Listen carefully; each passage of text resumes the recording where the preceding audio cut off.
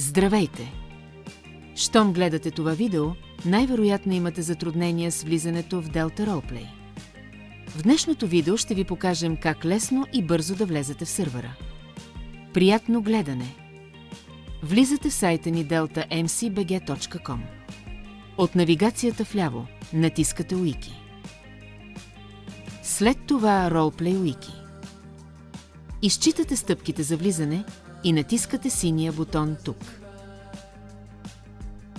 След това Download. Той ще изтегли нужните файлове.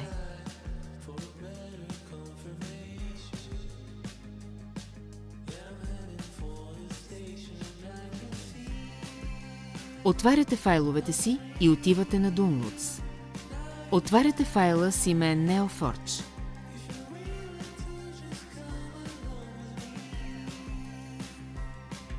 Ще ви излезе прозорец. Натискате Proceed.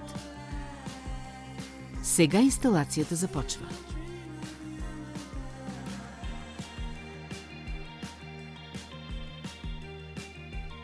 Натискате ОК.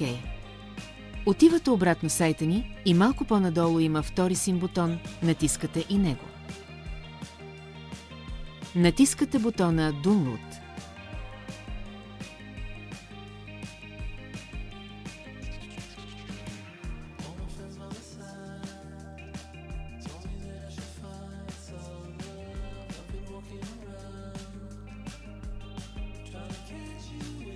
Отворете отново Downloads, там ще бъде папката с модове.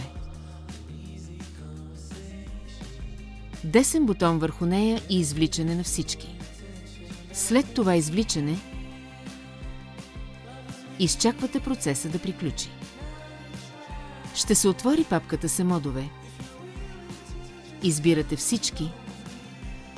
Десен бутон – копиране. След това Windows Button плюс R.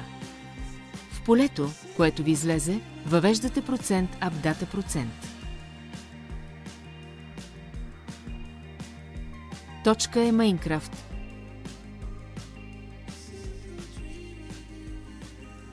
След това папката Emotes. Десен бутон Paste или поставяне. Готово! За да влезете в играта с модовете, трябва да влезете в Minecraft Launcher или T-Launcher.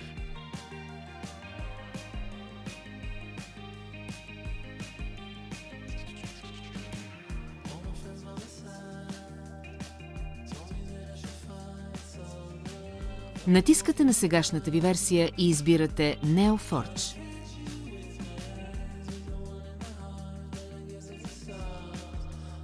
След това Start или Play.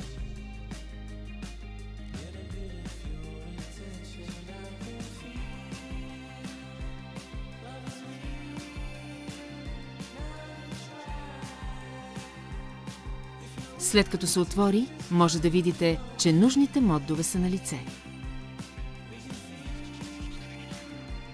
Натискате Multiplayer, след което добавяне на сървър.